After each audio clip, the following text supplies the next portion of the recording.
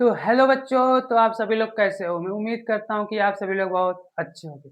आज हम कक्षा 12 के रसायन विज्ञान यानी क्लास 12 के केमिस्ट्री के चैप्टर 1 से लेकर चैप्टर 5 तक, ठीक? जितने भी इम्पोर्टेंट क्वेश्चन हैं आज हम उसको देखने जा रहे हैं, ताकि क्या करें बोर्ड में हम अच्छे से अच्छे मार्क्स ला सकें। यदि आप हमारे बताए हुए क्वेश्चन को तैयार करके जाते हैं, तो आप 70 में से 70 मार्क्स ला सकते हैं, ठीक? देखिए, आज हम क्या करेंगे 5 चैप्टर यानी चैप्टर 1, 2, 3, 4, 5 ठीक? के पाँचों चैप्टर के जितने भी इम्पोर्टेंट क्वेश्चन हैं, हम आपको अभी आज बता देंगे। फिर हम किसी और दिन अगले वीडियो में चैप्टर 6 से लेकर चैप्टर 10 तक के सारे इम्पोर्टेंट क्वेश्चन बता देंगे। यदि आप इतना तैयार कर लेते हैं, तो आपके 70 में 70 नंबर आ जाएँगे, ठीक? आज हम उसको समझते हैं क्वेश्चन कौन से हैं जो इम्पोर्टेंट हैं, जो पेपर में आने के चांस बहुत ज़्यादा हैं। हमारे द्वारा बताए गए क्वेश्चन कुछ 2-4 क्वेश्चन ज़्यादा लगेंगे, लेकिन ये सच है कि मतलब जो क्वेश्चन हमने बताया है, ये ज़्यादा हैं। हमने इसे क्या किया प्रीवियस ईयर क्वेश्चन से खोजा है, क्वेश्चन बैंक से खोजा है, तब जाकर हम आपको बताने जा रहे हैं, ठीक? ये जो क्वेश्चन है हमेशा पेपर में हमेशा आते रहते हैं, ठीक? देखेंगे जैसे देखिए, आज हम 32 क्वेश्चन आपको बताएँगे। कितने क्वेश्चन? 32 क्वेश्चन। चैप्टर से 1 से लेके 5 तक 32 क्वेश्चन ऐसे हैं, जो बहुत इम्पोर्टेंट है, ठीक? क्लास 12 के लिए, वो भी रसायन विज्ञान में। देखिए, पहला हमारा क्वेश्चन है, देखिए। पहला क्वेश्चन है मोललता मोललता मोल अंश। मोललता मोललता और मोल अंश। ये पहला क्वेश्चन है जिसमें 3 क्वेश्चन है। ये बहुत छोटी-छोटी टॉपिक है। क्या है? छोटी-छोटी टॉपिक है। ये 1 से 2 नंबर में क्वेश्चन पूछते हैं और इसपे छोटे-छोटे न्यूमेरिकल पूछते हैं। यदि आप क्वेश्चन बैंक्स भी तैयार करेंगे तो आराम से आपका हो जाएगा। फिर दूसरा क्वेश्चन देखिए, राउल्ट का नियम और सीमाएँ। हमें क्या बताना है? राउल्ट का नियम। क्या बताना है? राउल्ट का नियम और उसके क्या बताएँ? सीमाएँ बताएँ। फिर देखिए थर्ड, हेनरी का नियम। क्या है? हेनरी का नियम कि हेनरी का नियम क्या होता है? ठीक?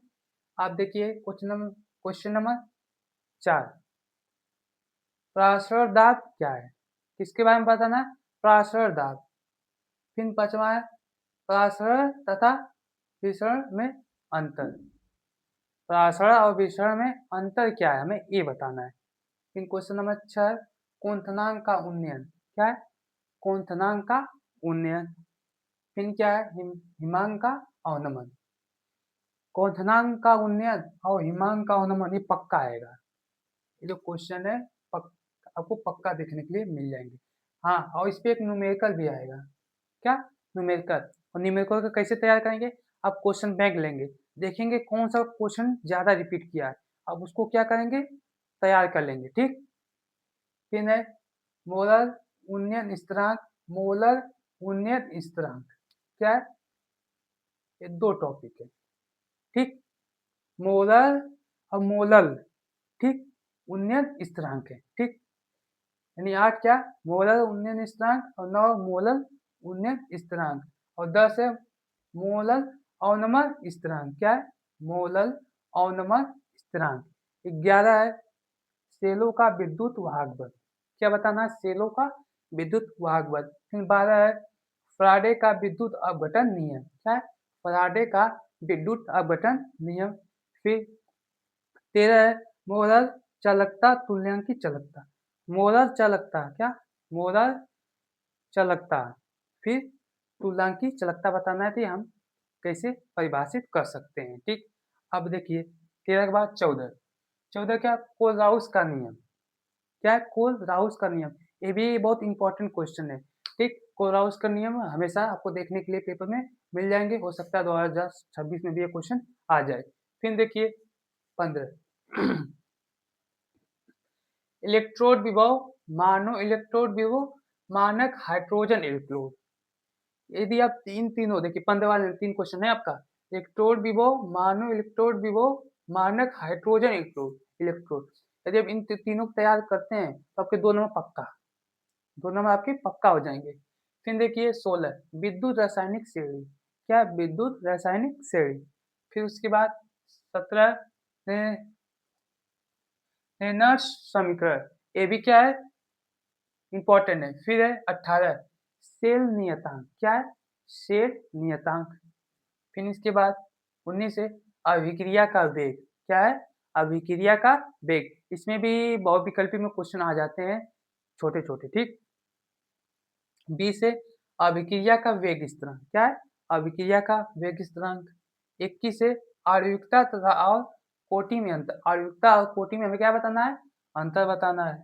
फिर देखिए 22 रासायनिक अभिक्रिया के लिए रासायनिक अभिक्रिया के वेग पर दाब, सांद्रता, ताप, उत्प्रेरक का क्या प्रभाव पड़ता है? रासायनिक अभिक्रिया बताना है कि उसपे वेग का क्या प्रभाव पड़ता है, सांद्रता का क्या प्रभाव, सांद्रता, ताप का क्या प्रभाव पड़ता है, उत्प्रेरक का क्या प्रभाव पड़ता है, हमें ये बताना है।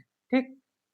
फिर 23 देखिए, शून्य कोटि की अभिक्रिया के लिए वेग स्थिरांक का मूल्य। शून्य कोटि की अभिक्रिया के लिए क्या निकालना है हमें? व्यंजक निकालना यानी न्यूमेरिकल करना है। इन 24 से प्रथम कोटि की अभिक्रिया के लिए वेग स्थिरांक का व्यंजक। शून्य कोटि और प्रथम कोटि की अभिक्रिया का क्या करें? व्यंजक आपको निकालना, इन दोनों में से एक क्वेश्चन आपको आ जाएगी। ठीक, जो 5 नंबर में आता है। कितने नंबर में? 5 नंबर में। आप देखते हैं 25 संक्रमण तत्व, क्या बताना है? संक्रमण तत्व की परिभाषा और लक्षण क्या होते हैं उनके। फिर है 26 अंतर संक्रमण तत्व के लक्षण और परिभाषा। फिर देखिए 27 लेंथेनाइड, क्या? लेंथेनाइड और लेंथेनाइड आकुंचन, क्या बताना? आकुंचन। ठीक। 28 है लेक्टिनाइड, लेक्टिनाइड आकुंचन। इसमें भी आपके दो इसमें है, दो इसमें, यानी दोनों में से एक क्वेश्चन तो आपको पक्का मिल जाएगा, जो से 2 से 3 नंबर में आते रहते हैं। फिर देखिए 29 है उप सहसंयोजक यौगिक, संकुल यौगिक और संकर यौगिक। क्या है? उप सहसंयोजक यौगिक, संकुल यौगिक और संकर यौगिक। फिर है 33 बर्नर सिद्धांत, क्या है? देखिए ध्यान से, बर्नर सिद्धांत और 31 क्रिस्टल क्षेत्र सिद्धांत।